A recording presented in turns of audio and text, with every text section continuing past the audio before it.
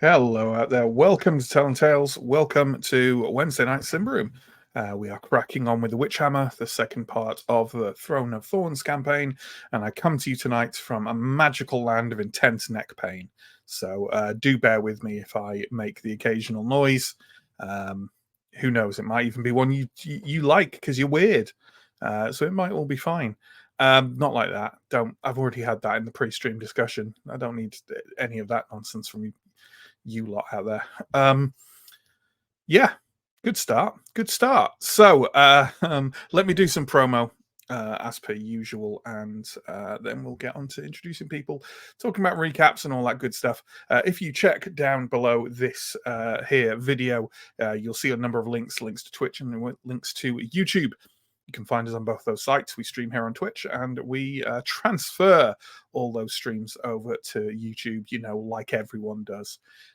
You'll also find links to our Patreon, our Discord, and our social media, and at some point in the not too distant future, when I remember to do it, also to our merch store. So, hop onto our link tree if you want to get any of those, or just check below the video. Okay, we run, I think, kind of 2.5, I don't know, series weekly at the moment. Mondays is Vason with Johnny and the Monday crew. Wednesdays is Symbaroum, and Thursdays is going to be alternating between two systems. At the moment, it's just Wicked Ones fortnightly. But in a few weeks' time, we should see the return of Big Wet, which will just alternate on Thursdays with Wicked Ones. We also run one-shots on a more or less monthly basis, the most recent of which was this weekend just gone, where we played the lovely, weird science fantasy indie TTRPG Grok. That should be turning up on YouTube at some point soon. If you're watching on Twitch live, it's around somewhere below if you wanted to watch that on Twitch for the next couple of weeks. And the next one we're doing will be in, I believe we've got it planned in for Sunday, the 3rd of December. And that's the latest installment of Johnny's Space Thulu, kind of space age Call of Cthulhu universe thing, anthology, whatever we want to call it. So keep your eyes peeled for that one. Okay, let's start bringing people on, talking recaps and all that good stuff. And today, he's first on, as he always is. It's Sam. Hey Sam, how you doing? I'm thrilled to be first, even if it does mean I have to do a recap. Yeah, sure. So Sam plays Askarai, Changeling, Ranger, and Scout. One day I will not click the button to put an image on or move a camera at the same time as John does it. Yeah. Well, tell us of Witch Hammer or whatever you had planned for the recap, because people do interesting things. Or maybe you just want to tell us what happened in the Witch Hammer. I don't know. Yeah, I'm going to very controversially remind everyone what's happened in the Witch Hammer. Fucking sellout.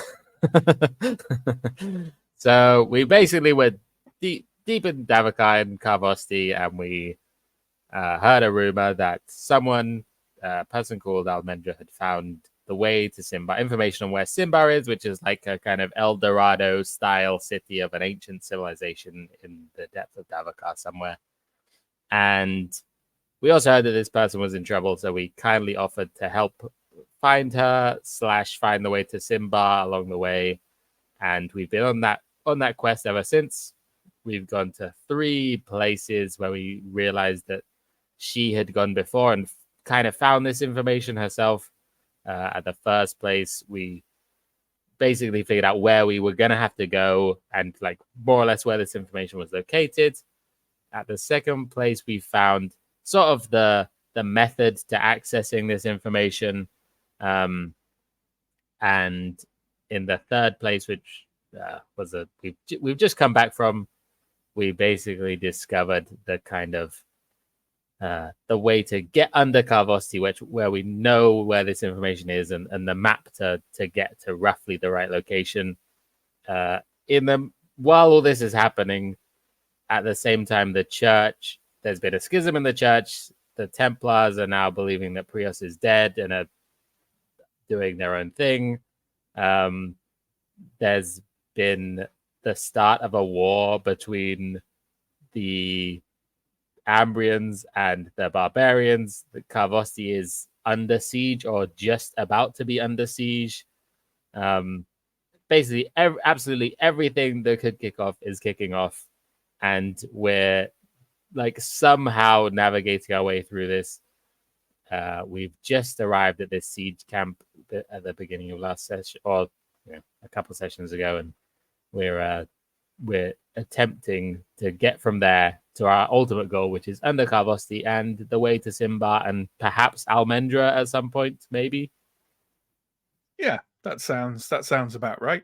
I'll drop a couple of things about the last session just before we start, but first let's bring on all of our other lovely players, starting with Chris. Look at him. He's still Chris.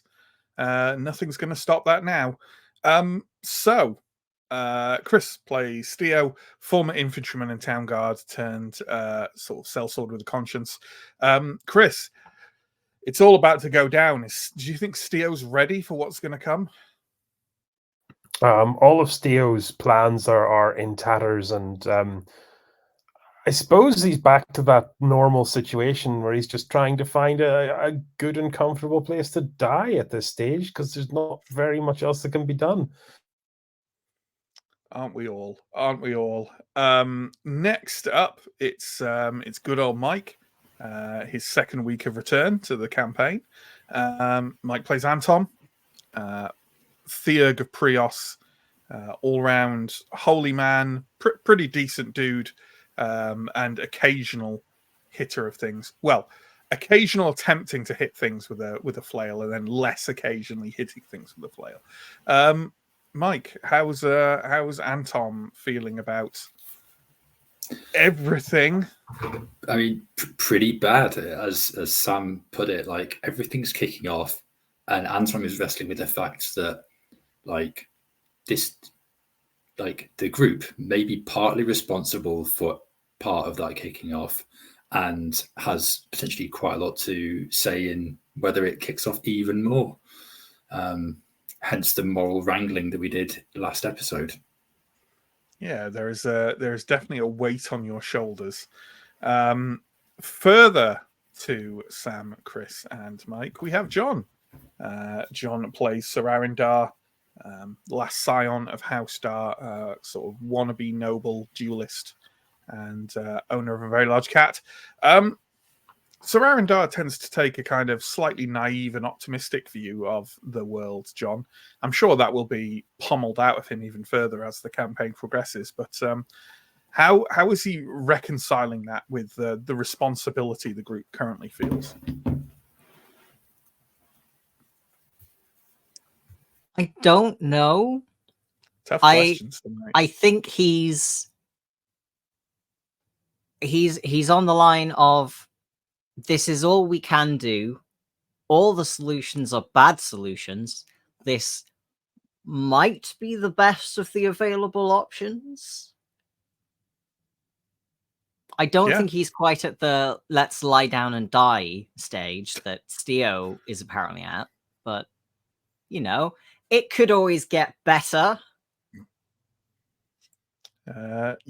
Absolutely. As D-Ream once sang, the official theme song for our campaign. Our campaign, of course, being Tony Blair's election campaign in the 90s. I'm glad you acknowledge that. Yeah. Very few people watching this got that joke. So let's bring on our final player for the night. Let's bring on Stephen. Stephen plays Elindra, former Templar novice, again turned kind of slightly ferocious sellsword. Stephen, Elindra has been a fairly, at times, just a fairly direct weapon in her thinking in the group, in terms of, just power on and get things done. To what purpose might not have been immediately apparent, but how's Elindra dealing with this sort of slightly,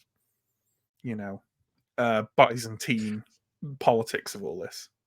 So one of the things that I think we established last session was that, generally speaking, Ambrians are far more kind of pro monarchy than modern British people might be.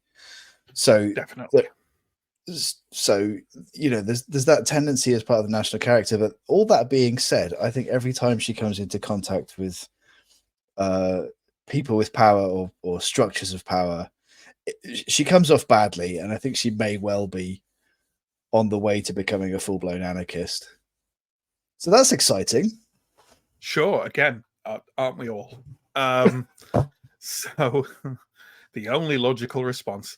So in terms of exactly where we left off last week, as Sam said, you'd all ended up at the siege camp, the Ambrian siege camp at Carvosti. You'd basically been nabbed by Captain Decamado, one of the watch captains of Thistlehold, who has become apparent to you in the past. Clearly has some kind of very close links to the like intelligence arm of the Ambrian crown. Essentially, you were sort of given a choice to either he kind of basically said, look, we know by now that you've been one of these parties looking for all this stuff. We suspect that you've done pretty well with it. And clearly, obviously, you were always intending to bring this information back to the Queen. Because why wouldn't you, as good, Ambrian citizens, asterisk, not one of you,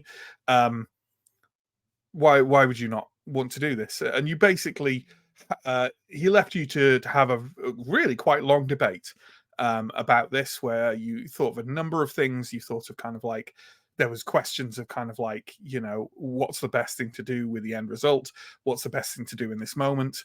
There was a kind of thing that had come up whereby it was kind of saying your instincts may or may not be to submit stuff to the Queen, but it's entirely possible that if you don't submit the information you find to the Queen, then she will attack Carvosti, leading to outright war between the clans and the Ambrians, which, would be pretty bad.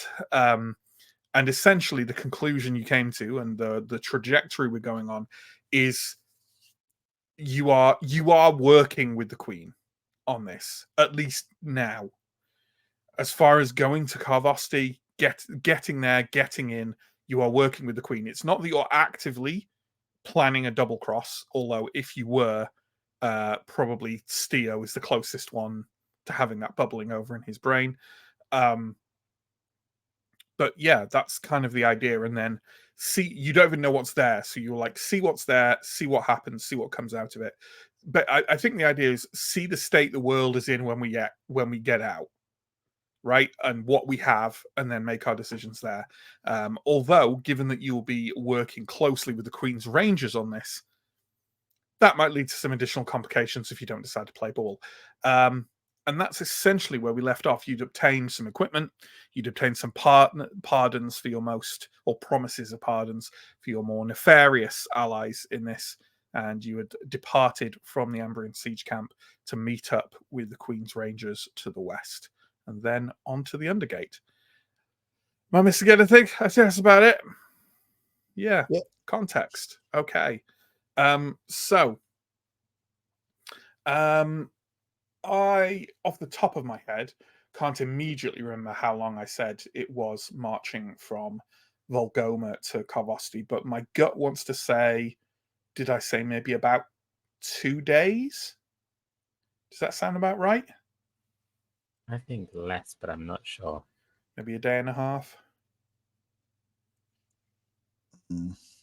I don't remember us stopping over in the forest coming from the lake to Carvosti. I thought it was Oh, less than yeah, a day, I think we might have just skipped, though. Oh, okay. We hand waved it. Yeah. Oh, maybe it is not that long. Yeah, you know what? It won't be too long. So, let's say it's kind of the better part of a day's march. Are you traveling at top speed?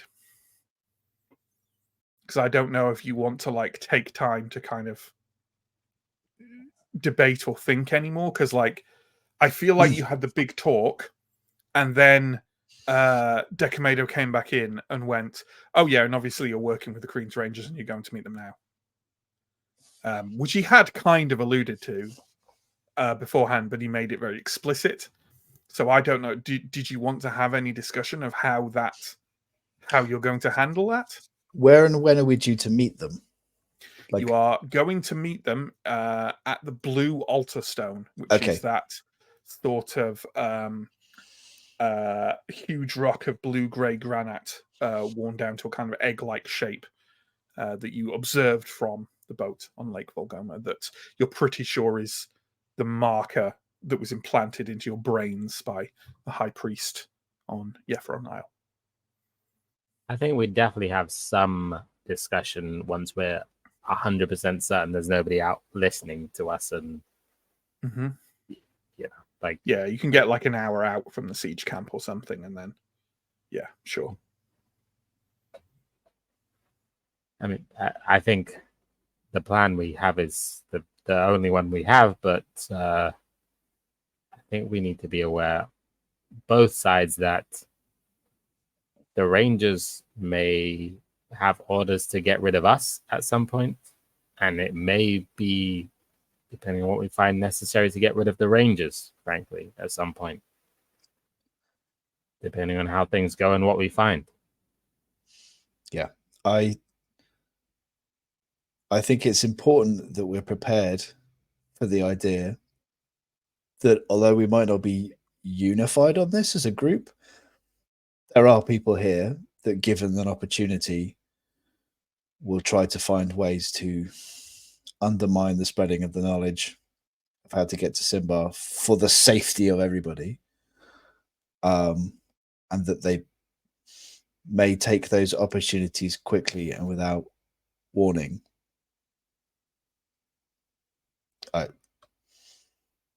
Are we comfortable with the idea that that's a possibility?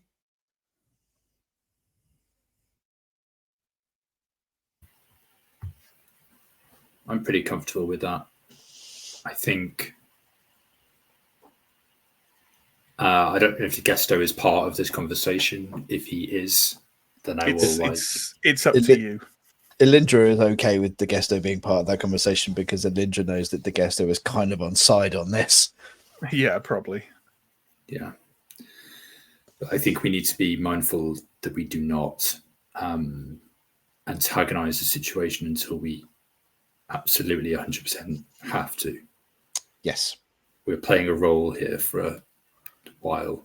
We're doing this thing wholeheartedly unless or until the opportunity arrives to do something different, and then that things may change quickly, but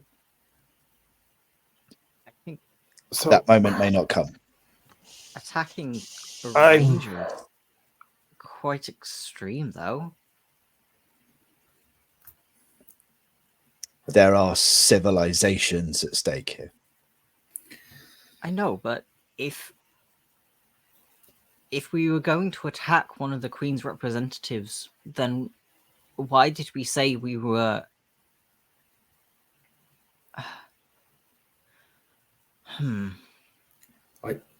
I believe that we only intend to do that in self-defense, if I've understood. Sure. I mean, if we find whatever the information is to Symbar, and it also says, like, whoever goes to Symbar will unleash the most horrible destruction upon the world, then maybe at that point we need to take some action against these rangers and bring that information back to the Queen. But I think we need to see what we find and go from there. And I also think we have to be incredibly naive to think that Decamado and the Crown trust us to any degree whatsoever. And it may be their intention to let us live and, let us do what we want, but it could very easily be their intention to see us killed once they know we have this information. It's very dangerous information. They're very likely aware that we have some vague idea of giving it to the High Chieftain. Like, we're under real threat here from the Rangers and from the Queen's representative. If we successfully get this information and just go back into the siege camp, I think we may well just be executed. Like, we've served our purpose and they don't trust us. They're aware of how long it took us to confirm our loyalty in this. And Decamado at least is aware of what we're capable of from events around the sinkhole. So I think at the very least, we're going to be treated very, very carefully. Look, I'm fine with destroying whatever this thing is, but only after I've got my copy. I understand your hesitations and fears about this. Sergeant, I do understand. But this is my last hurrah. Understand me. Either I die under Carvosti or I'm leaving with the path to Symbar. And I don't intend to give it to anyone. Not unless you do. And then I'll go along with it. We've been allies. You've done me well. But left to my own devices, if you're not going, I bloody am. Yeah, look, we don't know what we're coming up against. But a big fan of a good old ironic code word. So, in the interest of being tactically sound, I propose that if anyone finds in their heart the fulcrum or spots some path that allows us to strike, to destroy this pathway, post making the copy, of course, or strike at the rangers in such a way that we're good to success, I propose that that person shouts, "God save the Queen!" And then we will all know that it is time to do something very treacherous.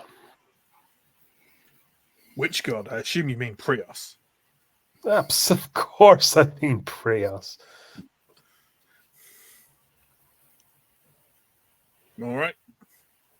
Won't be the first time I get Ranger blood on my weapon. And I suppose it would do us all well to remember that although we might differ in the outcomes that we want from this situation, depending on what opportunities to present themselves, we are not each other's enemies, right?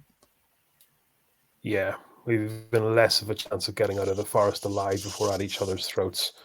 Regardless of the outcome, I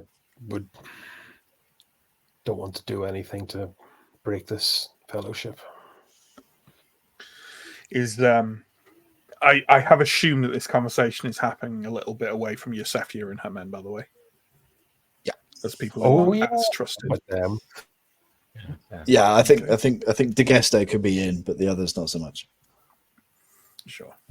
I think Okay. whatever happens, no matter how much you may, in the moment, one or a few of us may need to make a decision that is not able to be discussed with the group. And I think the important thing is that we all go along with it and work together, even if it may not be what you intend or what you think. If we're not working together in this kind of situation, it's going to end badly. We just need to pull together and work it out afterwards.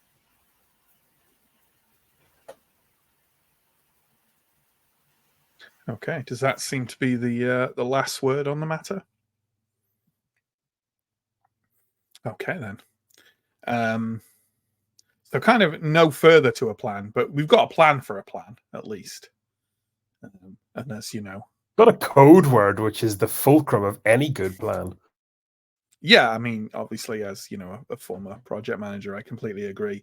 My main Microsoft project planning skills are like get a good password, and then we just finish the project.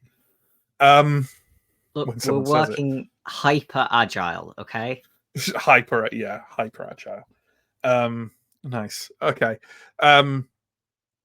So you make your way through the forest. Obviously it's felt for a few weeks now that winter is dying down. Today is the first day in the forest you feel like spring has properly broken. It is noticeably warmer, in fact, as it reaches noon. It's actively humid. There's a layer of mist along the ground as you're walking along. You can hear lots of birds and insects that weren't there only a few days before, and the whole of the forest seems to be coming alive, stirring a little bit from its hibernation over the cold months of winter. It's entirely up to you whether that feels reassuring, life springing anew, or unsettling that the forest seems to be coming alive in response to your impending violation of its secrets. It doesn't take you too long, as we said, like maybe a day or so's march. And you said you weren't traveling fast, so let's say that you did camp overnight, and then in the morning you rise and march the last few kilometers towards the blue altar stone. At this stage, it's kind of redundant asking who is in the vanguard of the group, right? It's going to be Ascarai. Okay. Sam, do you want to give me a flat vigilant roll, please? That is a 16, which is just what I need. Good. So before anyone else sees it, you glimpse the blue altar stone ahead. As I say, a huge rock of blue-grey granite worn down to an egg-like shape. Ahead of you and beyond that, you see kind of the reflection on the water, the relatively still water of Lake Volgoma. You also see a number of individuals trying to be stealthy around the altar stone. And you see like what are clearly a couple of campfires that have only been recently doused. Yeah. I'll mention to our group that we're here. We can see the rangers, and guess it's time to put on our best, most patriotic faces. Okay, is there any preparation we're making, or just kind of marching straight onto the stone? Okay. As you do so, as the group of you approaches the stone, all of you can kind of hear slight rustling as the rangers kind of step out from the forest, not really making any attempt to hide themselves, but certainly they were prepared in case you kind of maybe came in swords drawn or something along those lines. And as you move closer to the stone, sort of like it's not colossal, but it is sort of dwarfing each and every one of you with its size. A familiar figure steps out from the vegetation nearest the stone. It is Captain Marvello, dressed as he always is in the Thistlehold Watch Captain's gear, and dressed for battle. His shield is slung across his back, and his hand is on the pommel of his sword. He steps forward a few paces, and sort of as you're kind of rounding the stone ahead of him, just kind of like raises his hand in greeting.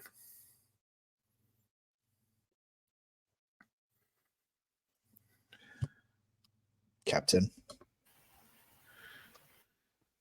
So you finally came round then, did you? So to speak. Oh, we've all got work to do, Captain.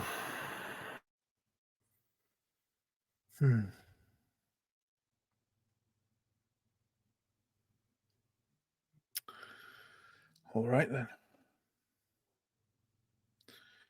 We're not going to have any trouble, are we? He kind of asks that towards you, but also kind of turns to the rangers and looks at a couple of the rangers near him pointedly.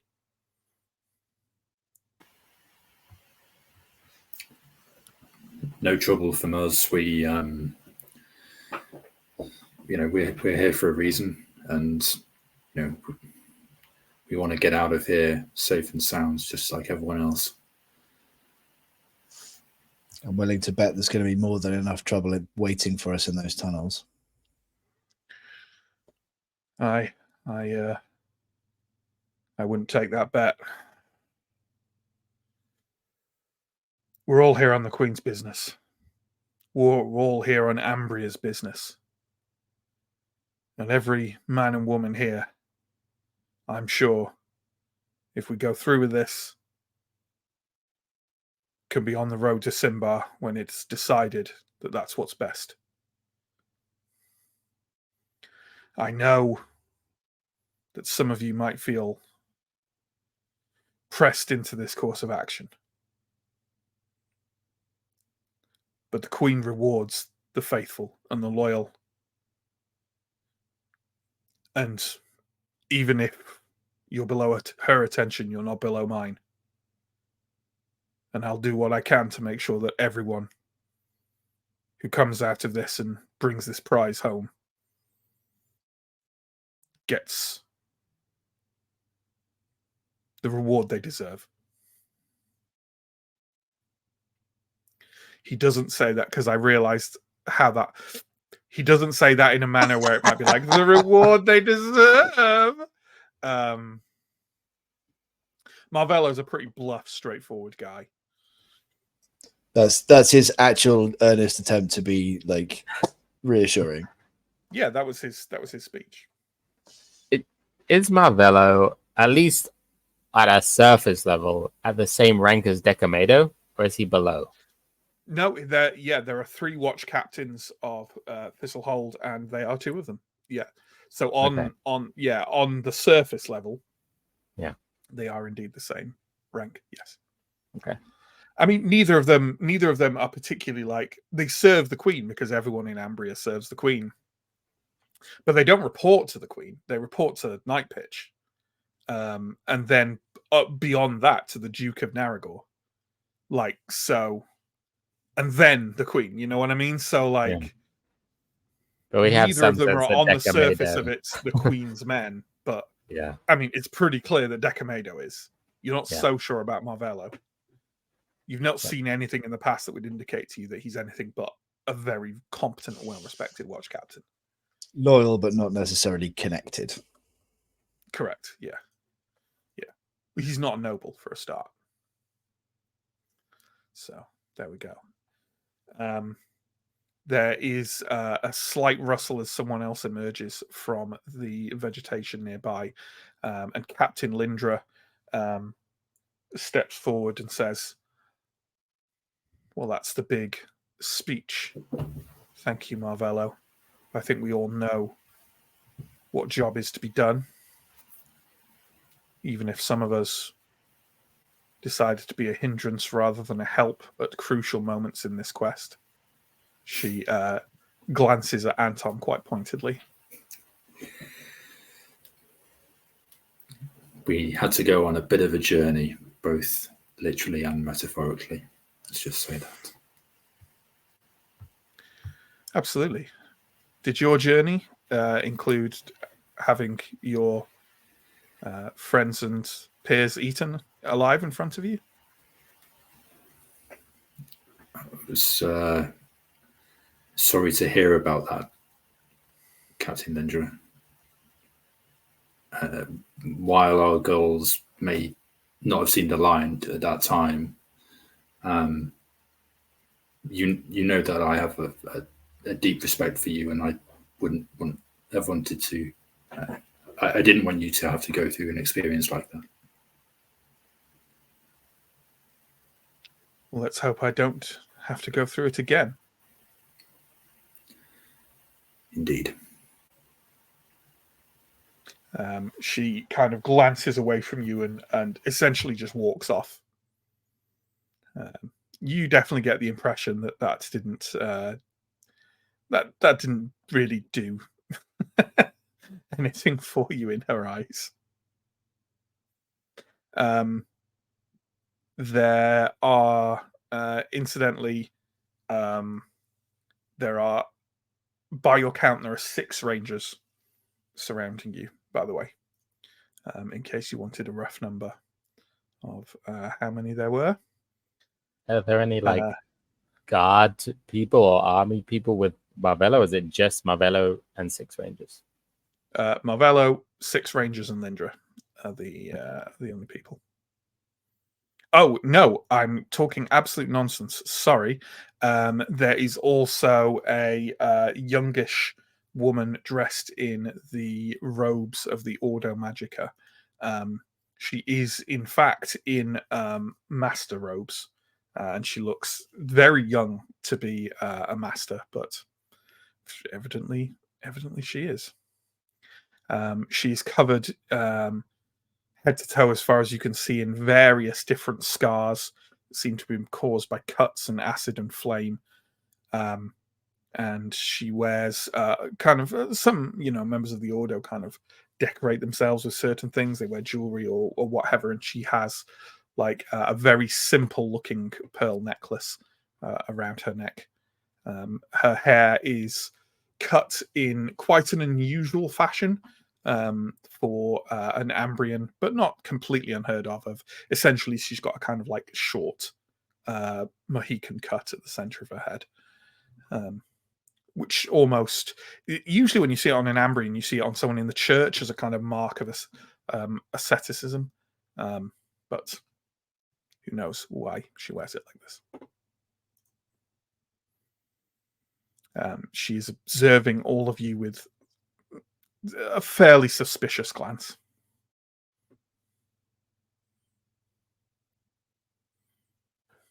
So you, Marvello, you went to the island first. How did you fare? We lost some rangers, but we found the path. I take it you found the High Priest. Ugh. This bloody forest. He sort of reaches under his tabard and draws out a small scroll on which he seems to have daubed in ink an impression of the map that was flashed into your minds as well by the High Priest.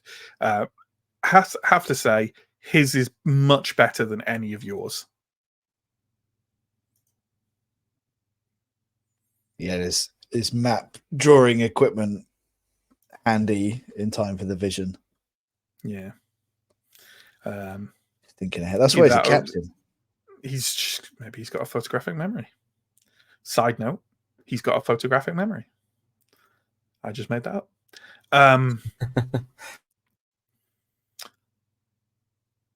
The Rangers kind of nod and start setting to work. They seem to be striking the camp, and there's not much left of it to begin with. That would lead me to believe you went to New Earthmore last. Are they hanging on out there?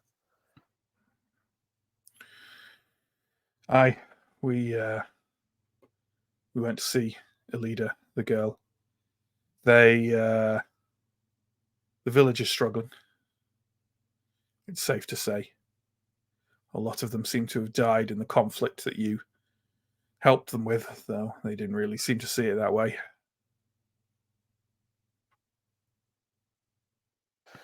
Should have seen the champion we took down. Thunderbow, his name was. That was a fight. We'll not see many like them. They've still got his bones strung up outside the settlement walls. I had his club for a while, but I bloody lost it. Right. I think we're ready to move. The rift is not too far to the north. Not too far at all. So it shouldn't take us long to reach there. We have a ranger on guard there at all times. 430 paces east, 304 paces north.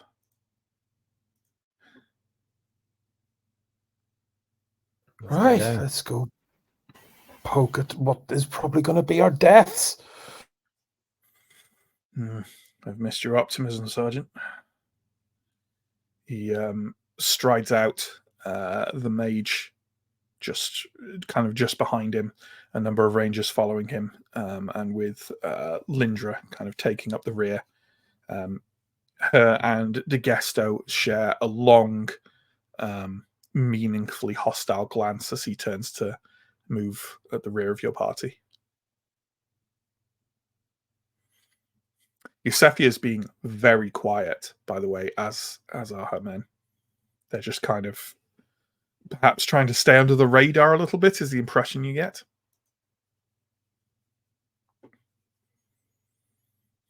Okay. Well, that's a good thing. Probably. Okay, so from that description, 430 paces east and 304 paces north. That's not too far, right? What's a pace? About a foot? Yeah. Yep. So 3 foot, yeah. not far at all. Yeah. Not far at all. And when you reach it, or when you seem to be getting nearby, Lindra lets out a whistle, fairly indistinguishable from that of a bird. There is a reply from somewhere nearby, and a young ranger emerges from the trees. She kind of takes you all in, slightly wide-eyed, and says, "Nothing, Captain. No sign of anything." Lindra and Marvella both nod. All right. Watch your step. Who wants to help me with the rope? Askarai, Arendar, come on. Of course. What are we roping to or from? You'll see. He walks. You kind of walk a few steps forward, and the vegetation sort of parts ahead of you. It has been hiding a rift, no more than 2 meters wide and stretching some 15 meters, curved like a crescent moon. It is looks deep, and it looks dark.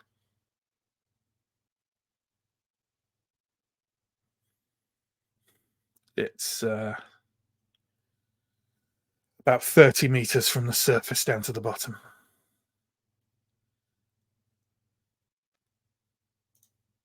Right. Nostalgic? No? Not in a good Oh, way. don't get me started. All right. This is What even lengths the of rope have you first got? 30-meter cliff I found down. Steel will pull out. I think I have a 20-meter length. So it sounds like you're going to need two ropes tied together, right? I have, if 20 is our standard, then I have a rope and a half. So I have 30 meters worth of rope. Oh, okay. Well, maybe that will do then if it's 30 meters. But perhaps you want a little leeway, Yeah, probably. a bit of give. So maybe tying two together wouldn't be a bad idea. No such thing as too much rope, right? Oh, wait, hang on a minute. Steel suddenly surprised by digging a little deeper in his pack, which he probably hasn't repacked in quite a while. Pulls out the 50-meter rope with the grappling hook on it and begins to transfer the grapple from the long rope to the short rope, and kind of proffers up the 50-foot, which is 30 meters probably, and keeps the 20-meter one for himself. Okay. Well, let's just say that we clearly have enough rope and we can tie some of it together. Who is going to secure the grapple? The grapple is staying. The grapple's coming with me into the cave. But, okay. We'll probably because there's trees up here, isn't there? So it's going to be much easier. Yeah, to there anchor is. around a tree. There is, and Marvello indicates like a pretty large tree nearby, sort of, maybe a large oak tree nearby that the rope can be lashed around. And in fact, as it does so, kind of like Askarai and Arendar, you're the ones who said you were helping out, right? So maybe you kind of string the rope around the tree, and then when you get kind of back round to the other side, Lindra is there with some kind of like, it's like a sort of gripping metal device that she kind of like wraps around and clicks it over and cinches it into place. I don't know the terminology, but it's kind of like a climbing, when the ropes go in on one side and out the other and tightens together. It's that kind of thing. That'll be a belay, actually, I think. I can only take your word for it, Chris. Yeah, that sounds so that if it's under tension, then it doesn't move. But if it's flat, so it's working with itself, right? Is the idea that it's yeah, it's belay. Yeah. Well, that's what she has. It's probably a bit cruder than the ones we'd use nowadays, but it feels very secure. Right. Most of the rangers are kind of most of the rangers are looking a bit nervous about not nervous, but kind of no one's volunteering to go down first. Step up. Marvello's just kind of stood on the edge, peering down and trying to see something, but it's very dark. Elindra hasn't done anything yet. She will step up. Okay. This is And apparently our job now. And that tests the strength of the rope, right? So, yep, as one of the larger people. Okay. Marvello nods and kind of he steps over to the rope and sort of he puts one foot on like a rock nearby and the other foot on the rope to try and stop it swinging from the top. Okay. It is, as I say, it is deep, it is dark, and it is definitely giving you flashbacks to the sinkhole. Can you pass me? Sorry, carry on. I was going to say, before I go in, I assume somewhere in my field equipment I have something resembling a lantern. I would light a lantern and sure. tie it to my belt so that people can see me go down and that I've got some light, but I'm not holding it. Yeah, that sounds absolutely fine. It'll be interesting to see whether field equipment does include a lantern, because a lantern is quite a large, bulky item. But I see the reason to. Which you can't particularly sling from your belt, but okay. I'm happy with your group as a whole. I think you know what? I'm actually going to retract that. I think we have had torches up to this point, so probably not a lantern. Okay. I feel like at least one person has had a lantern, because someone's mentioned having lantern oil.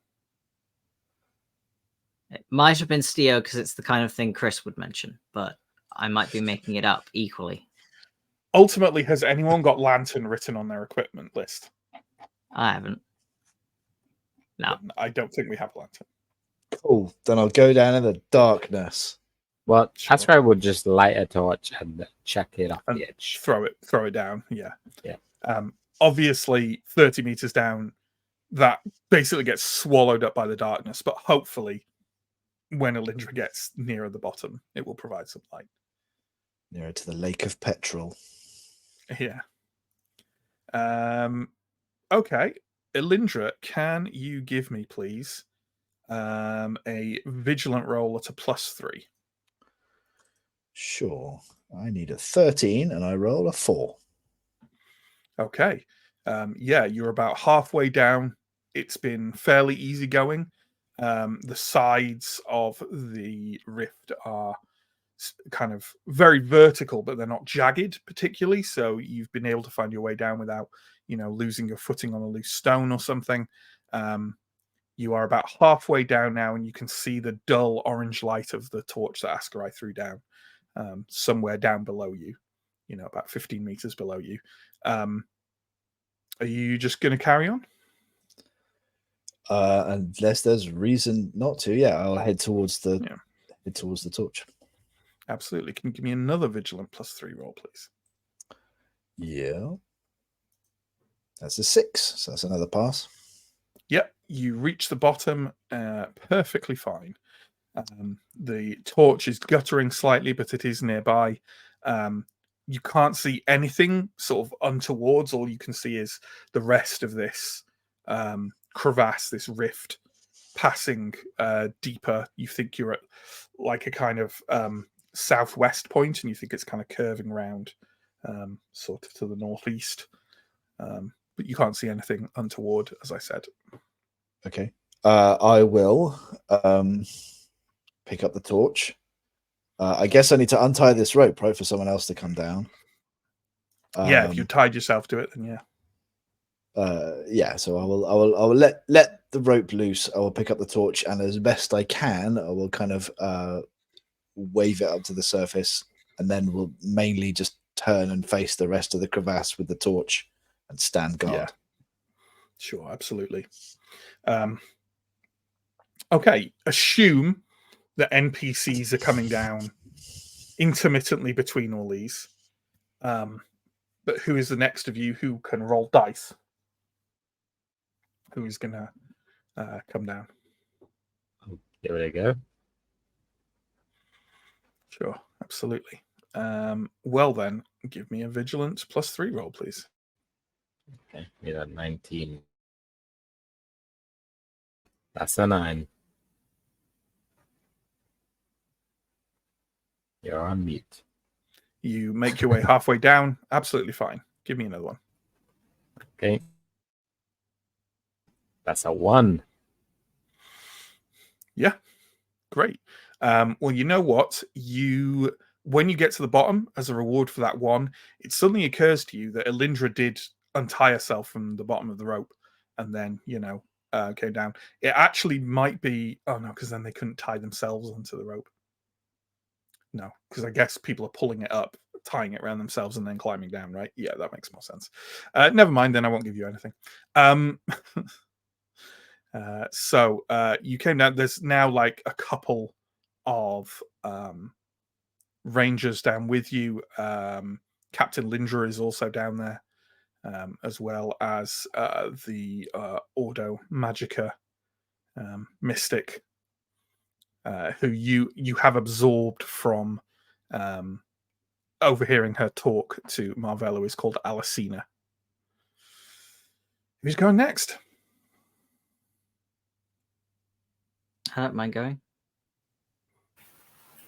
Okay. Vigilant +3, please. Okay, that's a target of 8. Oh, no. Hang on. You have acrobatics. You don't need to roll Yes. anything. Excellent. Oh, someone's very loud there, tapping on the keyboard.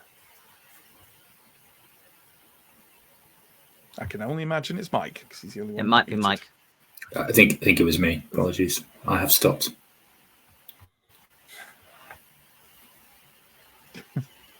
Just keep fucking up. So, yeah, you're still not muted, by the way, Mike. Yeah, sorry, guys. My connection's terrible. I don't know if you told me All right. to mute myself or something like that. Is that what you told me to do? Yeah. Do you want to Okay. do you want to hop off and on again? Do you think that'd help? No. I don't know, honestly. It's been pretty ropey all night. Fair enough. So, after you clamber down, wonderfully, Arindar, another couple of people come down. DeGesto huffily makes his way down, as do both of Eusefia's men. Who's next, Steo or Anton? Steo is angling to go last, and he's making a note of where the rope is at its furthest extent when everyone's at the bottom. What part of the rope is over kind of the lip of the ravine, and kind of just keeping a mental note of that for reasons. Okay. Well, it sounds like we've got Anton coming down next then. Vigilant +3. So, Vigilant +3, please. I make it. Nice. So you find yourself about half of the way down. Sorry, we're just switching our cams down a step of quality, which you shouldn't be able to pick up, but might help Mike out quite a lot. Yeah, you find your way 15 meters down, doing pretty well. And I take it you're going to try and clamber the rest of the way down. I will.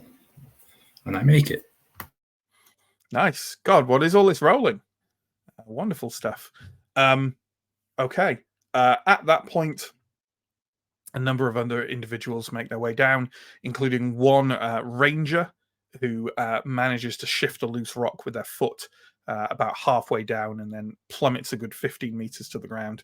They crash into the floor and give out a kind of cry of pain, and they're kind of dragged to one side of the rift by a couple of the other rangers, and Alicina steps over and seems to be sort of working some kind of healing on the ranger, but you suspect they may have, if they haven't broken their ankle, they've definitely heavily twisted it. So it might be a bit of a journey halting injury for them to have taken. It's a full damage, like 1 toughness per meter. That's okay. But what it would have applied to you is falling from halfway is a D10 of toughness. So that's what I applied in my head. Fair enough. Okay. Most of the others have made their way down. Marvello kind of is still stood up there with his foot on the rope, and he indicates for you to go steer. Okay, I Technically won't still your press the superior issue. officer. Yeah, I won't press the issue, but that does scupper my first plan, and I will proceed down the. Okay, vigilant +3, please. Oh, I'm not sure. 9, 10, 11. I make it. Great. Nice. And then you're halfway. Make another one. Oh, 6. Yes, that's no problem. There we go. And just so we know, there was actually Uncharacteristically- there was even going to be a backup roll. You would have got to roll quick after that to avoid falling. So, yeah. But it sounds like everyone but that unfortunate ranger makes it to the bottom. We're just pros at climbing into holes. Clearly so. I want that on a t-shirt. We are I don't. the heroes of the sinkhole. And now the We're heroes the of the heroes rift. of climbing into holes. Heroes of the Rift sounds a lot better than Heroes of the Sinkhole. Look, we don't get to decide what the people call us, Matt. You don't get to decide what holes you crawl down in life. It's true. It's about making the best of what you find down the holes you find yourself in. And I think that's something that we can all remember. I'd like to forget it. Oh no. So, moving on. Yeah. Like I say, you're at the bottom of this rift. A couple of the other rangers have also lit torches, so it's fairly well lit around you. And you hear someone kind of calling out a little further ahead, kind of like a ranger seems to have found something a few meters away from where you made your descent. So let's get moving. The ranger has found basically a bunch of bones. A few meters from where you are, there are kind of scattered bones around, and as you kind of slowly make your way forward, you see more. It's not like a kind of, charnel nightmare, but there's quite a lot of bones down here. Let's have Medicus rolls from people who have Medicus, but also let's have Beast Law rolls from people who have Beast Law. Ooh, Mike, could you go on mute again, please? Oh, sorry. Yeah, I didn't make it. So Steo succeeded. How did Ascari do? It just made it. Revelia, for that matter. Revelia passed her Beast Law roll. Okay, then the people who have Beast Law will realize that the majority of bones down here are animal bones, and they don't seem to really have been gnawed on, and several of them are broken, as if, in a 30-meter fall. Steo, you reach the same conclusion with you.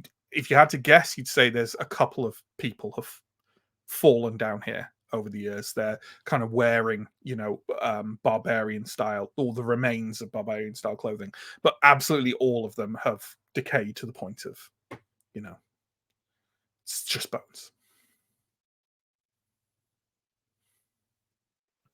Well, that's a great sign. Well, at least it's nothing untoward. People just falling down a hole. Remember, I was going to say we do need to be careful, though, from a leader's description of where we're going. We're looking for something called the Undergate. It's deep in the tunnels, and it's near a large chamber where something dwells. So we can expect to encounter things down here. I think But from what we isn't saw the in idea that Yefron, but there's multiple things between us and where we're trying to get to that all looked to me bad, dangerous and bad. I think it's possible she said something else, but I think what Alida was probably referring to is things near the Undergate, past the Undergate, if you see what I mean. She dwelled under Carvosti rather than in the underworld. The copy of the notes that I/Alindra got from what she said don't specify. So Sure. Okay. Marvello looks around and says, "All right, we're pretty confident about our map leading us to the door. One of my rangers tells me there's a crack at the end of this rift that leads us into the underworld. Once we're in there, I say we go slow, we go quiet. I don't think I have to remind any of you about the things we faced in the sinkhole. The reptiles. There's bound to be something like that crawling around down here, and maybe there's too many of us. But still, if we can avoid them, all the better." Steo jangles pointedly and goes, "Why do people keep hiring me for sneaky shit?"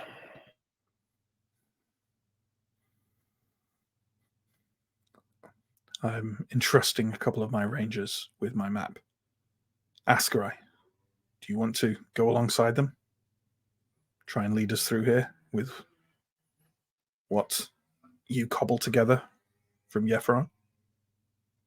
I'd say want is a very strong word, but I'm willing to go.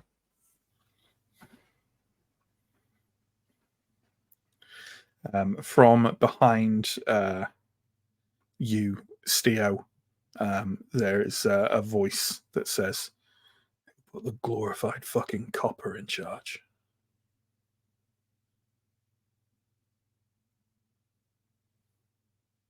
I'll tactically ignore that.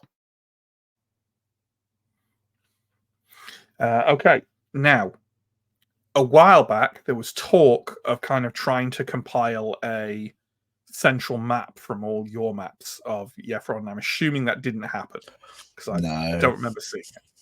Okay. Have we got all of those maps around, or some of them, or just in Steo's head, or Chris's?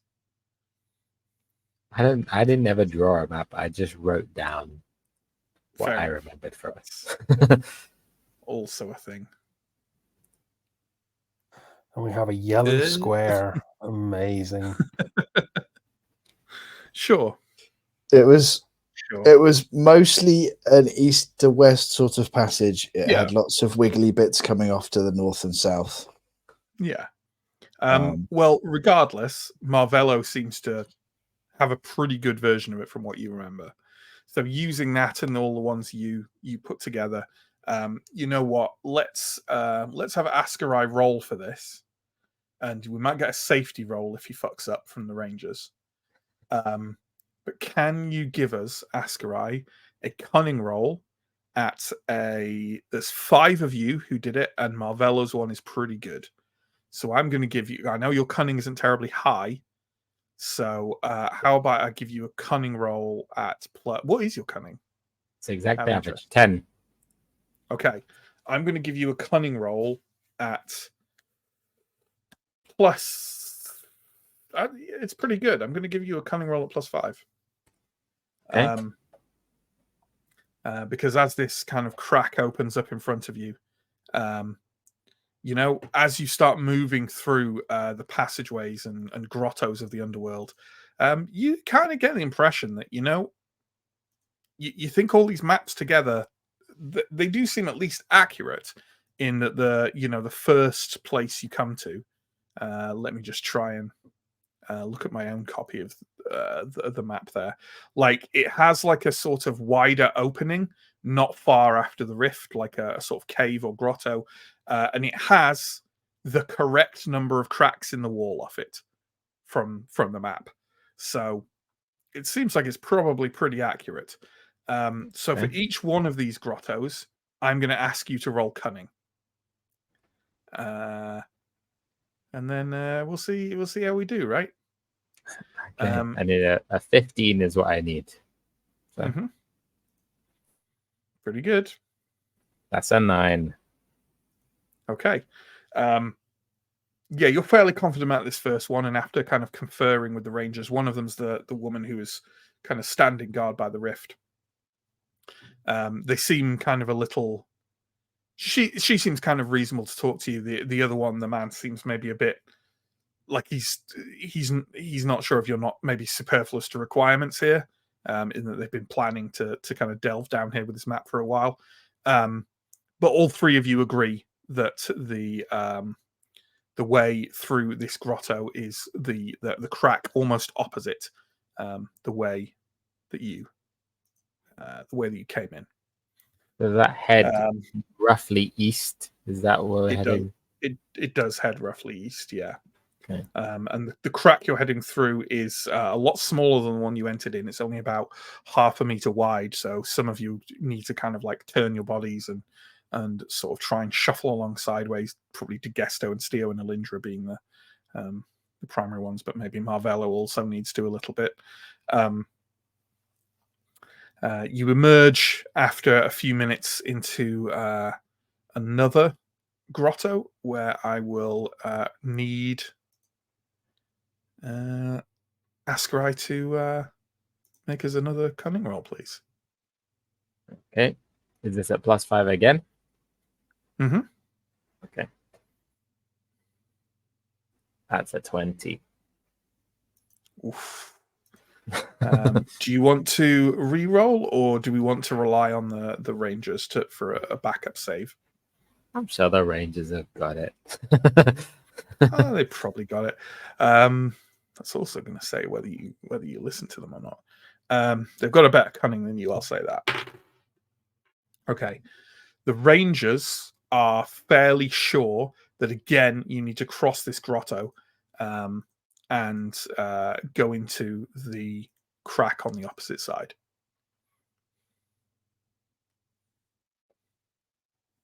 You're sure? I remember it being another way. Well, I suppose there's two of us and one of you, isn't there? No, it's fine. It's fine. 3 heads are better than 1, and they're better than 2. I'm sure. We're both sure. Okay. On your heads be it. Sure. You cross over and enter into that crack, and this time you keep going for a while. The crack opens up to a wider passageway that travels on and on and on in roughly feels to you easterly direction, assuming you haven't lost your kind of coordination from where you were on the surface. Frequently there are like smaller caves or passageways that lead off, but the rangers seem pretty certain that it's more or less a direct, if winding, path east from this point, which, to be fair, fits fairly closely with how you remember it. I will say that I think Askrai has Sixth Sense, which is what lets him use Vigilant for like shooting people. But I think there's also something about it that lets him like navigate underground with some like benefit. I don't know if it's a mechanical benefit, but it's just like, okay, when moving through dark forests and underground tunnels, one's eyes are no longer very useful. As the alliance touch may summon dangers, so explorer with dedicated training is possible to awaken these senses and sharpen them to the brink of eeriness. The Sixth Sense ability provides the character with unique capabilities when fighting at a distance or in situations where eyesight can no longer be trusted. A character with Sixth Sense may, under calm circumstances, navigate unhindered in dim light, as well as maintain a sense of direction in complete darkness. So maybe it's not like navigate, but maybe has a good sense of like what direction we're headed.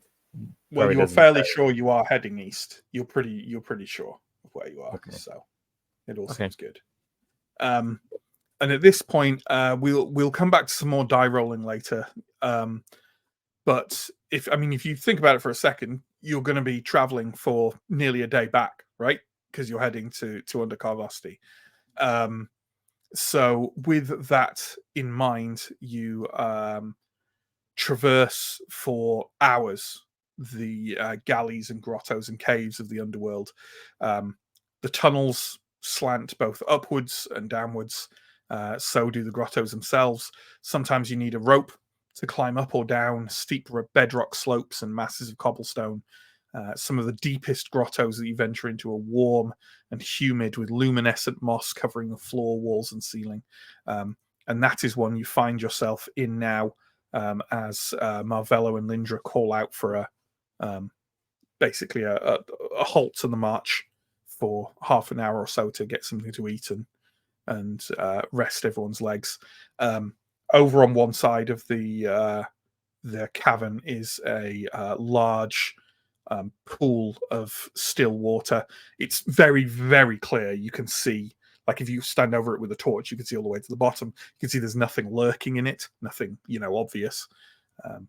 Anyway, and Alicina goes over and kind of kneels down next to it, scoops up some of it into a kind of tiny platter, and seems to be casting some kind of cantrip or incantation over it, or examining it in various ways, including dipping an odd piece of paper into it and looking at the ensuing color.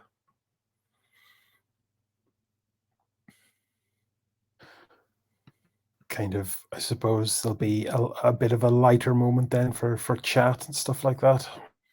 Mm-hmm. Yeah. Is there anything anyone wants to engage in during this brief pause? Do you reckon the wizard's going to drink the water? Doesn't seem like it. She looks like she likes to live dangerously. I say yes. I don't think it's very wizardy. 2 Ortegs. Okay. 2 Deal. Ortegs, she doesn't touch it. Have you seen her scars? There's no way she's afraid of some water. Oh, Bascarai, I hear talking, but I don't hear Ortegs. Come on. We'll definitely pull out 2 Ortegs. Okay. Alicina, after a few minutes of looking over this water, sort of tips it back into the pool, takes another closer look, gets another different, more kind of more bowl-like, kind of like oh my god, I've forgotten which is the pestle and which is the mortar. The mortar's the bowl, right? Is it? I think so. Yes. Yes. Yeah, so. Like a little mortar for alchemical purposes out. Scoops up, takes a sniff, and then shrugs and downs it in one. Trios's tits. Boo. All right. No. 2 Ortegs for me. Yeah, 2 for the archer. Only about 1,000 of those to go, and you'll have paid me off for your adventuring licenses, and Lindra. Yeah. Yeah. I've been trying to get us paid. I really have. Well, from where I stand, I always used to say there's only 2 things come out of the forest: money and problems. Us previously got the money, now we have to pay up for the problems.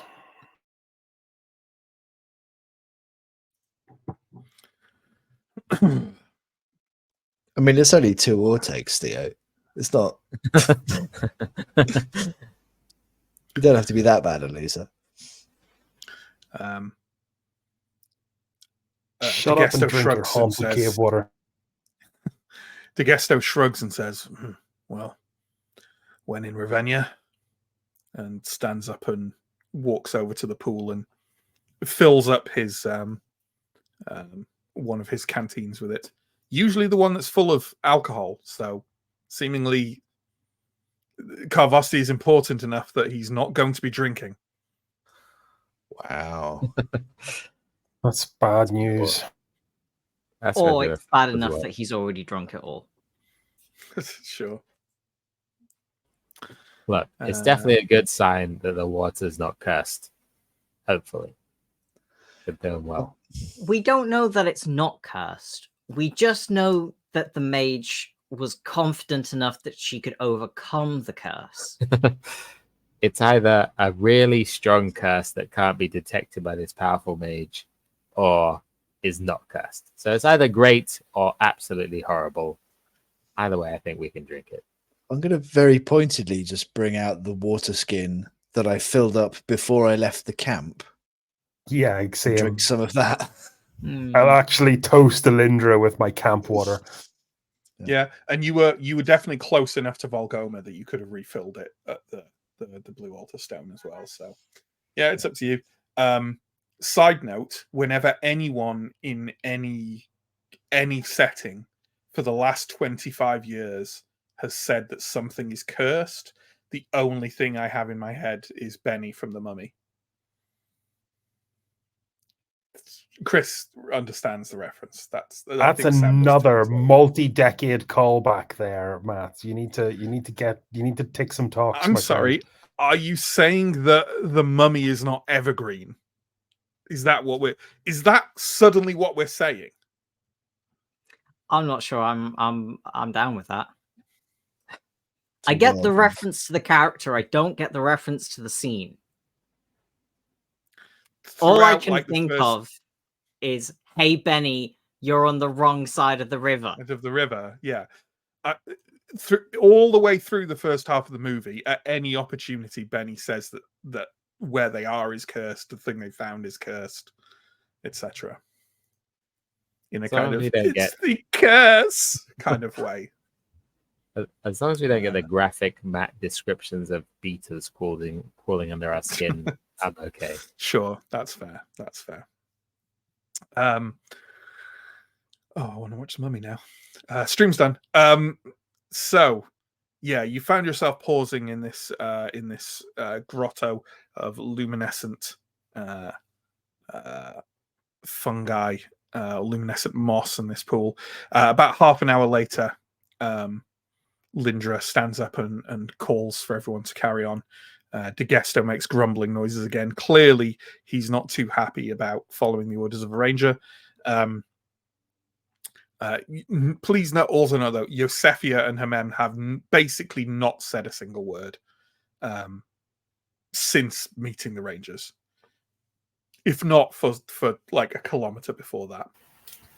Do they look okay? Do they look terrified or?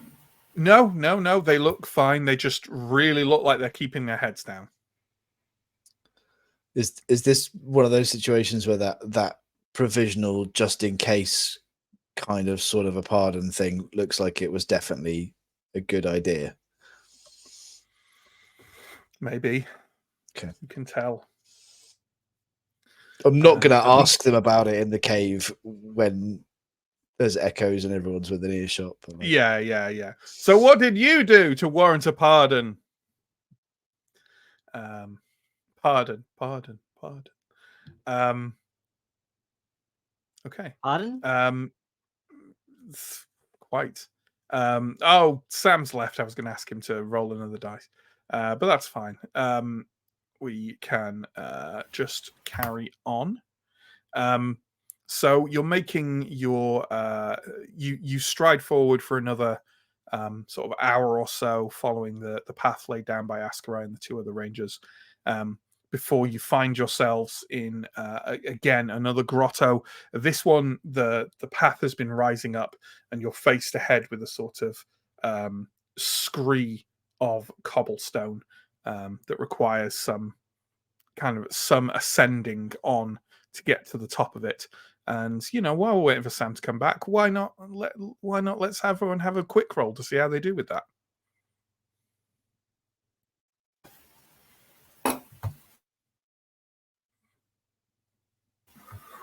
Oh, that's a 20. That's a 20. Okay. Well, that sounds like just Anton has had a problem with that then. Anton, could you roll me a D3, please?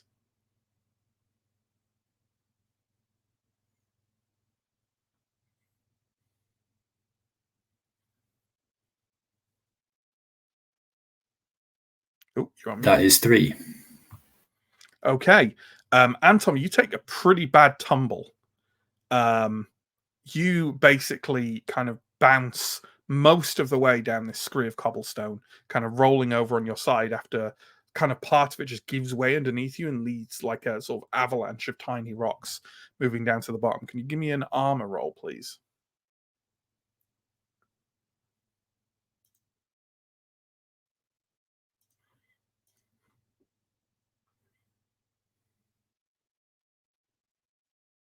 And that is a 4. Okay, yeah, you're not actually hurt beyond, your pride and your sense of social accomplishment. But it's definitely a kind of reminder that things can go wrong even when they look relatively straightforward here. At the top of that scree, there is another kind of like wider area with a number of different cracks and passageways leading off it. Ascarai, give me that good cunning roll, please. Okay, I'll try for a good one. That's a 14, which if it's a... Yeah, makes it. Wait, cunning? If it's a +5, it makes it. Yeah, it is a +5.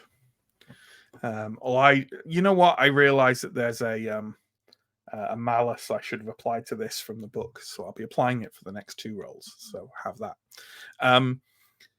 Yeah, between you and the 2 rangers this time, you basically determine that there is a passageway in like what you know to be the southeast wall of this area at the top of the scree that seems to be kind of you all mutually agree is the way to go.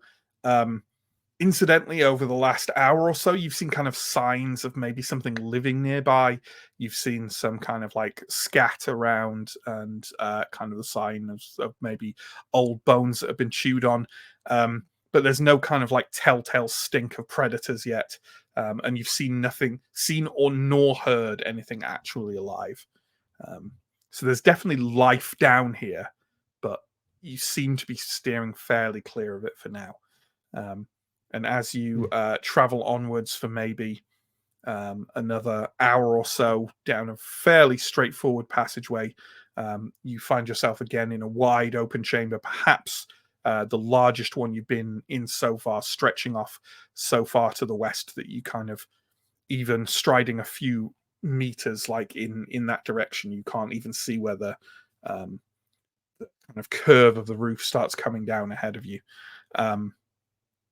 And as the rangers hold up like their copy of the map, they kind of look at it slightly puzzled and say, okay, this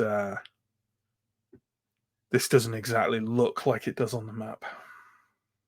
How far through our passage in the map are we? Like, my recollection of the map, what I have written down is it goes east, then north, then east, then south. And yeah, and you're at that south point, and then there's a stretch further to the east after that. Okay. What do you think? The one who was terse with you before kind of thrusts the map towards you. Can you give me a cunning roll, please, at flat? This will be a 10 or less. That's a 15. Do you have bushcraft? I have Pathfinder. I don't have bushcraft, but Pathfinder is more for following. That's for tracking, right? Yeah. Let me just briefly look at the rangers. The rangers have it. Okay, so that's a thing. Okay.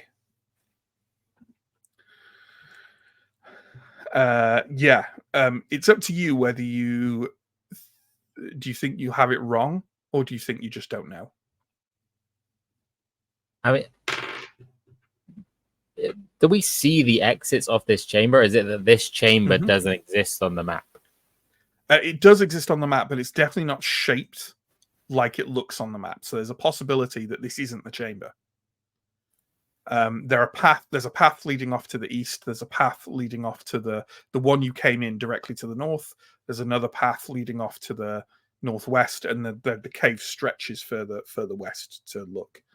The female ranger says, I'm pretty sure it's the passageway to the east.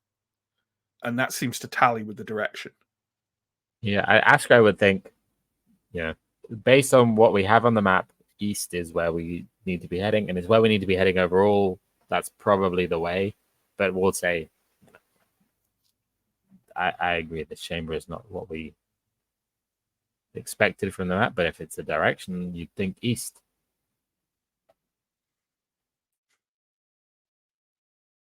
See, I'd like to look at what's going on there in the west of this chamber, but 2 versus 1. Can't have said it before and not mean it now. Let's go east. Let's go east. You stride forward, and almost immediately, within about 5 minutes, you can recognize that you've gone the right way by looking on the map. Like, it's now tallying with the way you're going. East. You find yourself in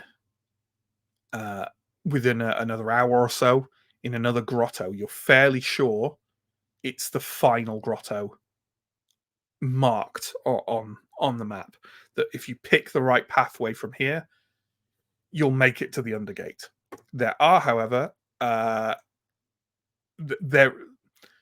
you're definitely in the right place, but there are more passageways leading out of this cave than are marked on the map.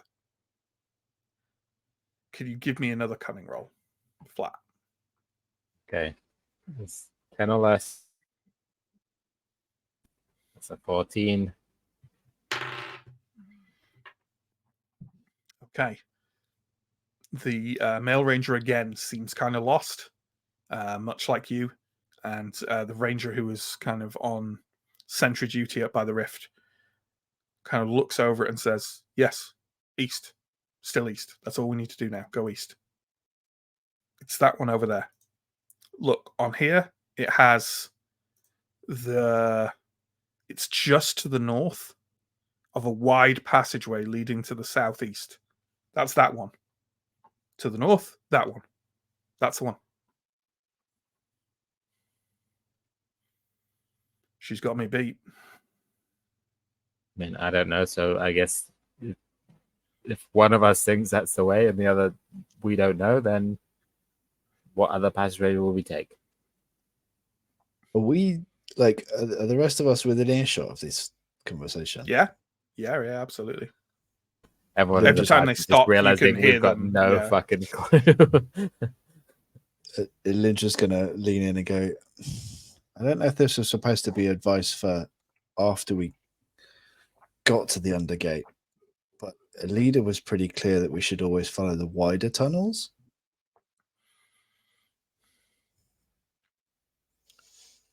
Marvello steps in and said, it was to my understanding that was once we were in the tunnels below Carvosti. It may be. I don't think a leader had ever gone through the Undergate. No, she knew about it, but yeah. She knew the gate itself, but I doubt she ever made it past here to the underworld. Okay. Then we follow the navigators. I mean, east is where we've been heading as a rule most of this journey. Makes sense to me if everyone else is happy with it. I say she's got me beat. Okay. You take the final eastern tunnel, and within about 20 meters, emerge into a large cave, a dead-end cave, except for one thing. On the opposite side is a massive gate. Twice the height of a man, severely corroded, almost the same again wide, looking to be about 2 feet thick and highly ornate, but with figures clearly carved on the front of it. And that is not the only thing you see in here, for in front of the gate, seated with only a dimly lit illumination of some kind held in his hands to keep him warm and lit, is the very lean and ragged figure of Argaton Solage. He is sat in a meditative posture and at first seems to be perhaps slumbering or even dead. But as the group at large approaches him, his open eyes can be seen reflected in the torchlight, and after blinking for a few seconds and observing you silently for a moment, he rises gingerly to his feet and says, Fellow Ambrians, loyal children of Prince, it is a blessing to see you down here.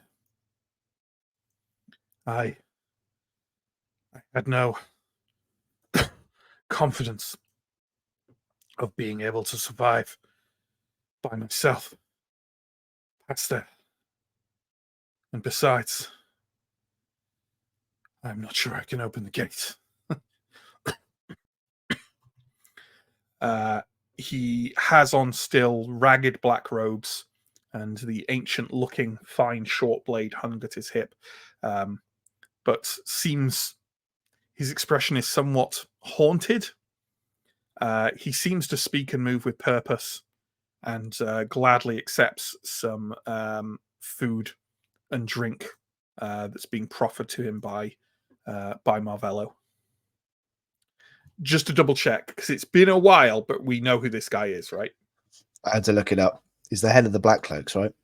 Yeah, he's the leader of the Black Cloaks expedition who you met in Archbridge briefly.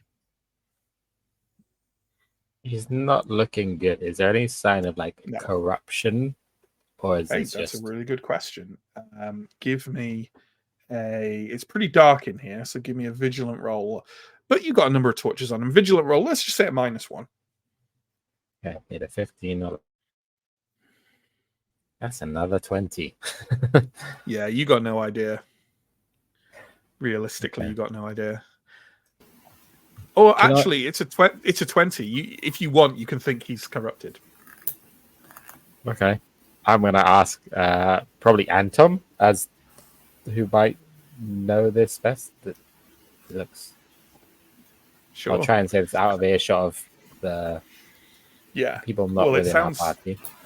Yeah, well, it sounds like you're being a bit sneaky about that. So it also sounded like Alindra was about to do or say something. So I was about to do my traditional failing of a witch sight roll.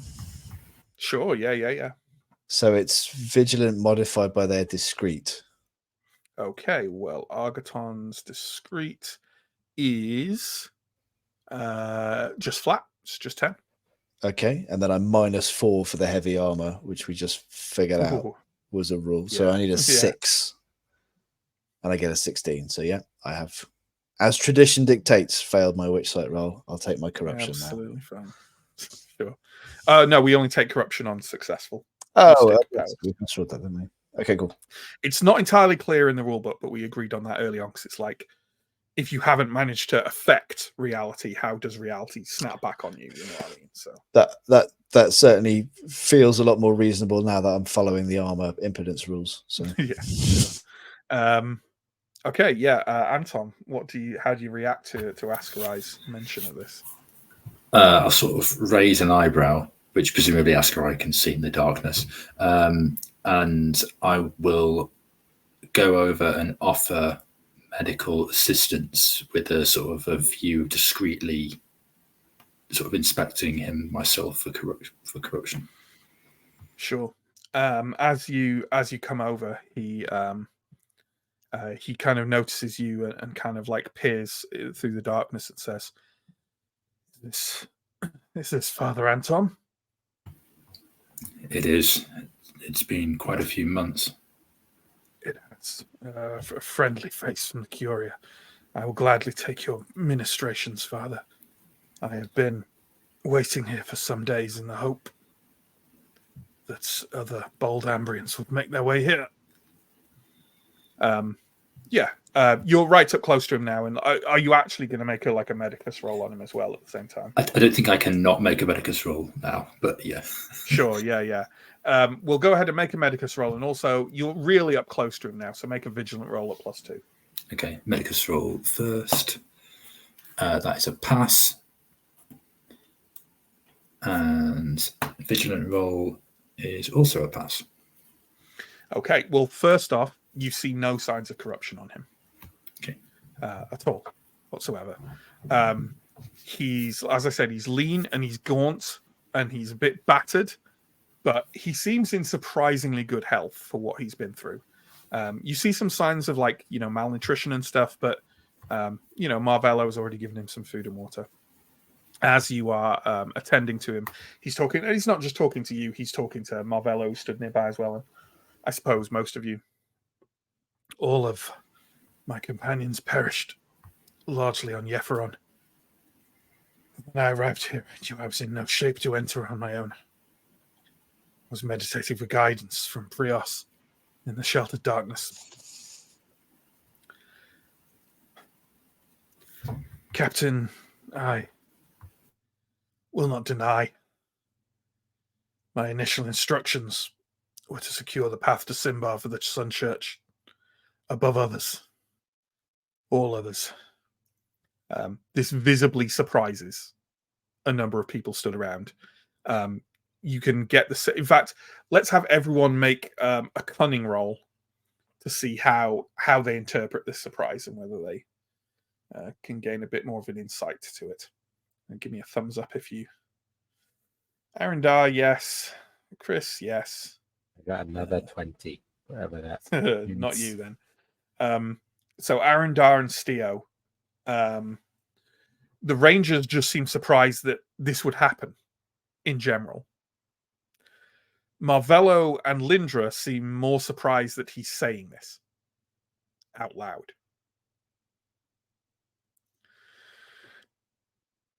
I know this is no longer possible, and now I simply wish my fellow children of Prios to secure it. I trust in the faith and the purpose of the Queen enough to see it done. So if you'll have me, I have no small mystic abilities myself. I have a blade, and I have some health. I shall accompany you inside.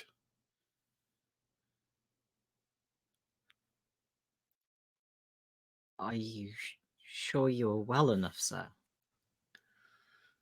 I am well enough to do Prius' business. Aye.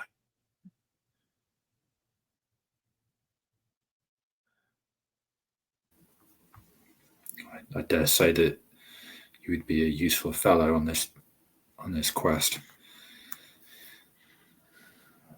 I'll look around for Marvello and Captain Lindra's reaction. Marvello is kind of like nodding and kind of like touching his tightly clipped goatee. He seems to be fairly, he's definitely seems to be considering it. Lindra has taken a step back and is sort of looking at him with a very neutral expression on her face. You were saying something, John? Are you sure Prios would not rather you fight another day? Fought many days already, sir.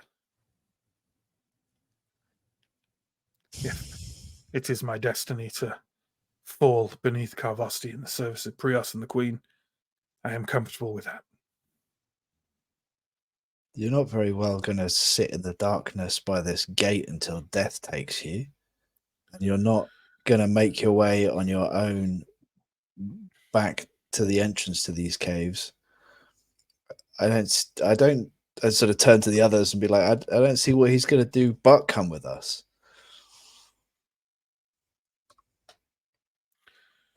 Aaron, leave the poor black shrugs. Sorry, Steve. Yeah, Aaron, leave the poor black cloak alone. He deserves his right to fight with us.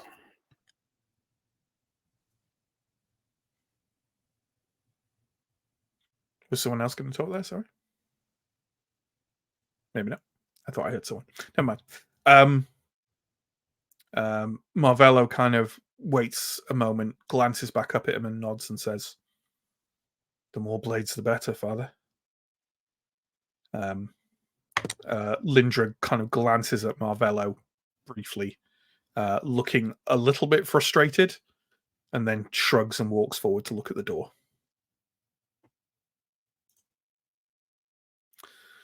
So, speaking of that door, folks, it's been a while since we had some lovely new art. And there it is. There is the Undergate in all its dubious glory. Would we like to know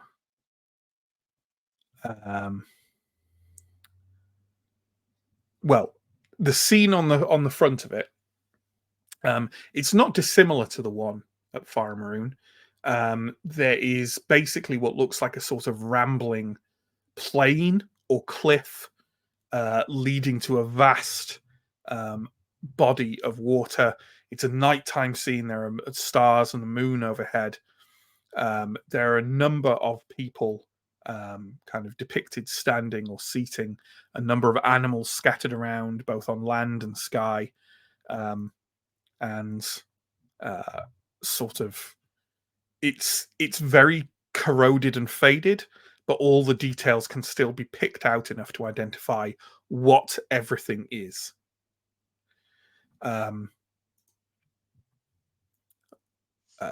Lindra has kind of, as I say, walked over and says, "Yes, well, taking along foundlings aside, isn't this time for the heroes of the sinkhole to shine?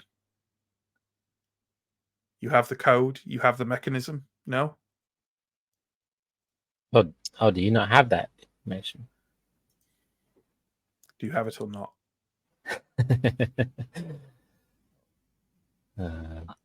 Perhaps. Come on, let's take a look.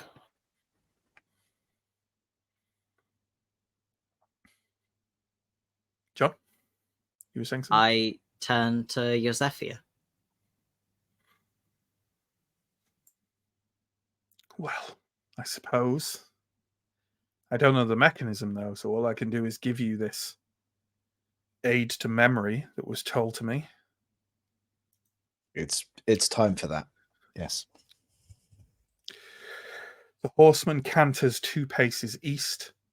The moon crescent follows him once and again. The ship glides 6 leagues the other way, shadowed halfway by the eagle. The dog then tails its riding friend till it swivels and doubles the distance. I can repeat it. Yeah, please. As she does so, who is taking a good look at the figures on the door? Yeah, I think I'll go and make sure we have all of those things that she just mentioned. Okay. Everyone who is can make a cunning roll. Let's say +3, because I think they're still pretty apparent. You've seen the Fire Maroon door. The like little rhyme is like pretty explicit. So how are we doing? Linja failed the cunning roll, but it's going to be more concentrating on writing things down. Sure. So we had Antom and Arindar and Askariel with thumbs up, right? Okay. I think that's enough. On the door are all the ingredients of this. You can see, and they seem to be figures of which the outside edge of them is slightly less corroded than the other figures. And those ones are a horseman, a ship, a dog, an eagle, and a moon. So, the opening line, the horseman canters 2 paces east. And remember, if it's like Fire Maroon, they pull out and they turn, right? To either side. Like they revolve, as it were. Revolve? You know what I mean. Who's going to take the first step? Because all the rangers are definitely looking at you lot. If no one else steps forward, I'll do it. Okay. The horseman canters 2 paces east. And I will rotate the horseman 2 increments clockwise. clockwise. Well, because to east would be. I mean, either can be east, right? Depending on where you're. That's a fair point. What is the orientation of the door against the world? That's a very good question. The door is set in the door is set in the southern wall. Ascarai can provide that information. That's very well put. So you're facing south when you're facing the Undergate. So it would actually be Anti-clockwise. anti-clockwise if it's based on the world orientation. Yeah. Assuming that it's where the top of the thing is pointing that you're wanting and not the bottom. You know what? Aaron has a trait that doesn't come into play very often called impulsive, which is if I say Aaron does a thing, he does the thing. Okay. And I said he turns it clockwise. Okay. Okay, you turn the horseman 2 clicks clockwise.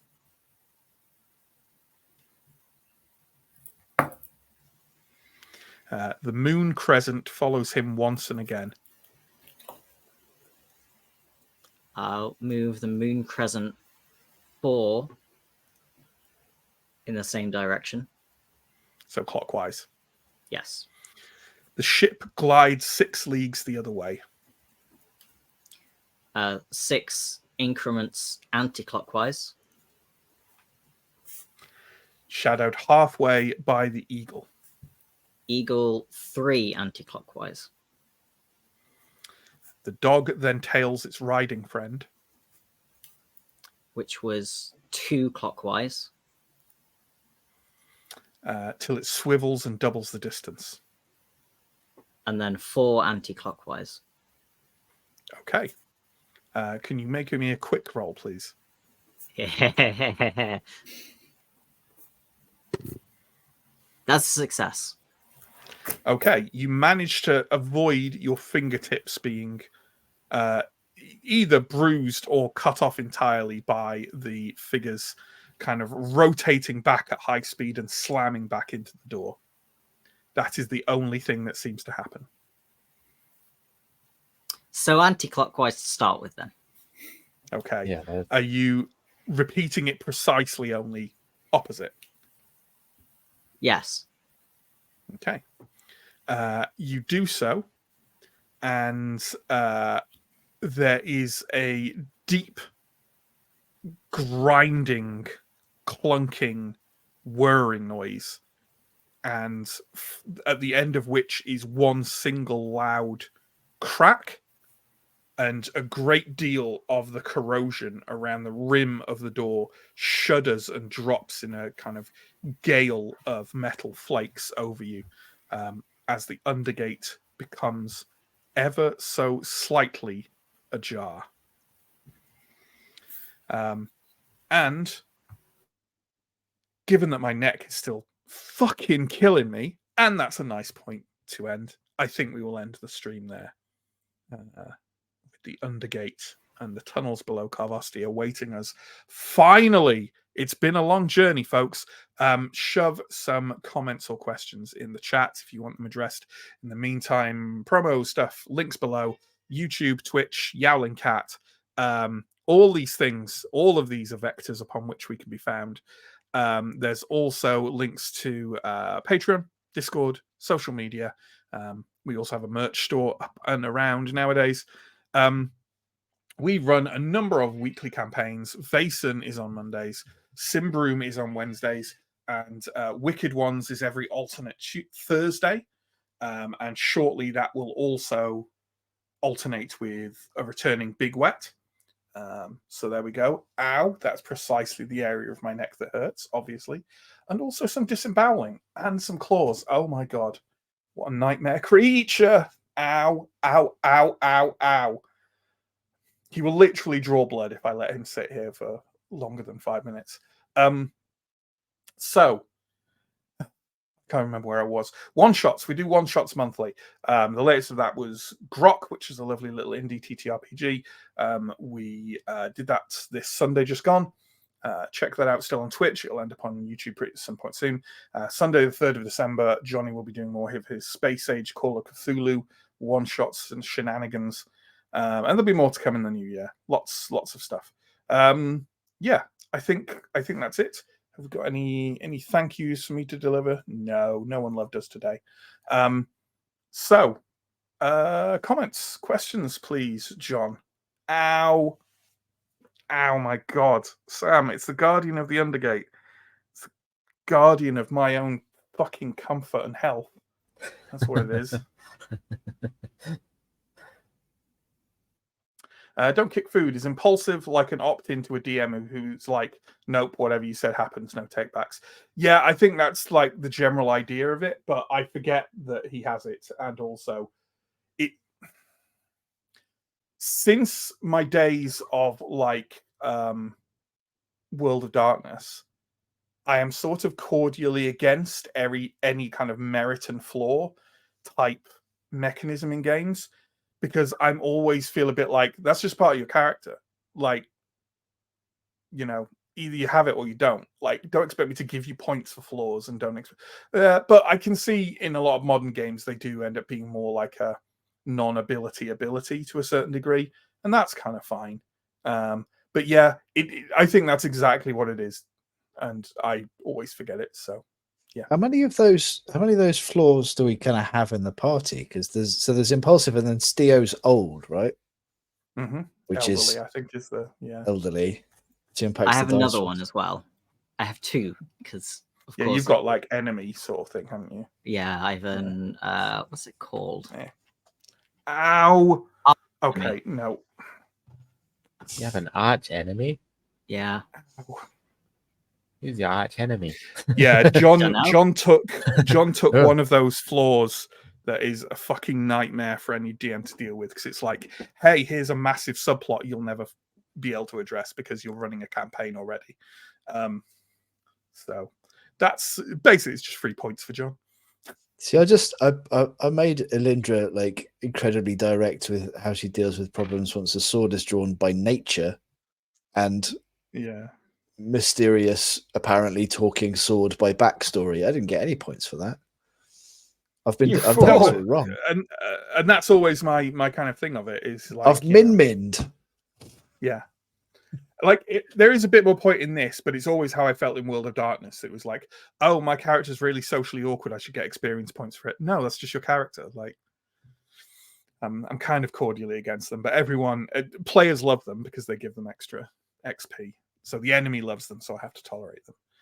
If it makes you feel better, I traded my 2 burdens, or at least one of my burdens, for a boon that also I would probably have narratively anyway. So if anything, I wasted those points. Fair enough. I'm happy. Yeah. As long as another boon that nobody's I've never happy, that's used. what's really important. What are your boons? I have a boon for contacts, which I think a couple of other people have. And I have but in contacts is houses. Contacts is a specific thing. It's just Also, that's not your boon. I mean, it might count. It is counted as a boon, but you'll have got it for free because you're that's the one you got for free for being Ambrian. In that case, my boon was my heirloom armor. Mm-hmm. Okay.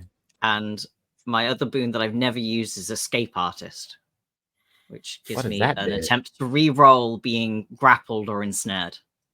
It's never come up. But when it does, I bet it'll be good. Yeah. Huh. Should we have done that for the wrestling that Cleaver did? That's grappling.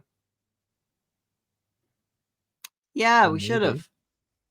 You see, this is the problem. He didn't wrestle me. He just punched me in the face. He wrestled Elindra.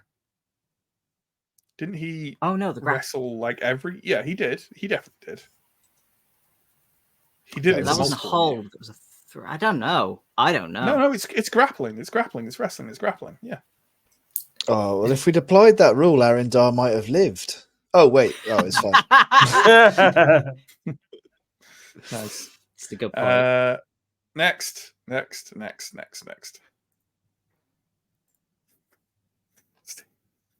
Does Anton have any pride? Yes, but Mike doesn't.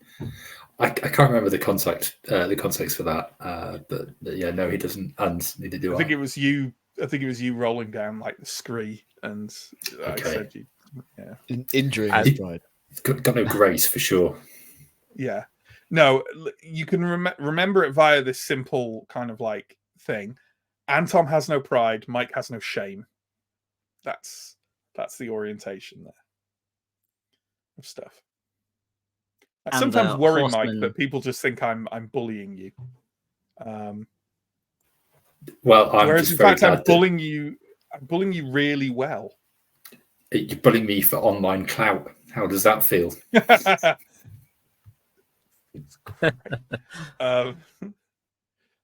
Me and Mike have known each other for a long time, and this is mainly the way we communicate. It's fine.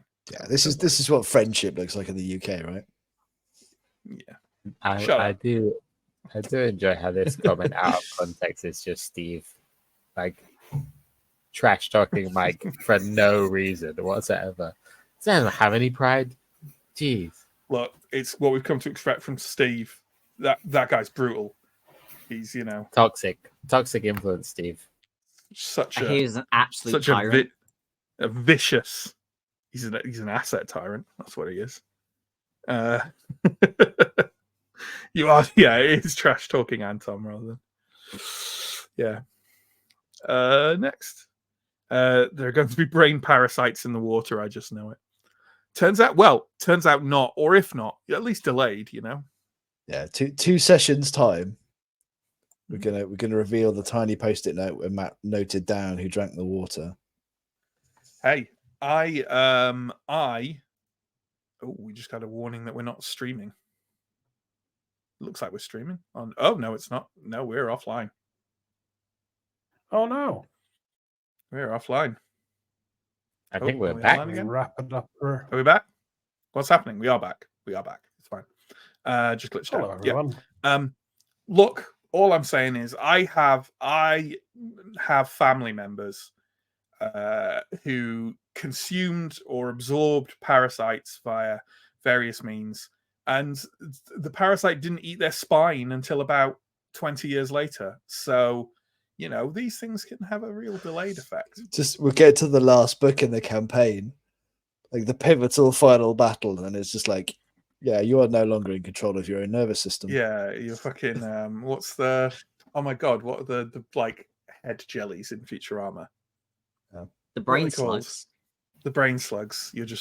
You all have like brain slugs on your head, and you haven't even known it for several books.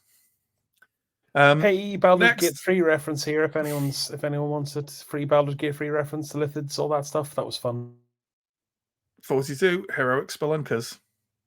Fair enough. I don't get it. I haven't played. That is by far and away the tamest of the possible things that came up in the list of revised party names.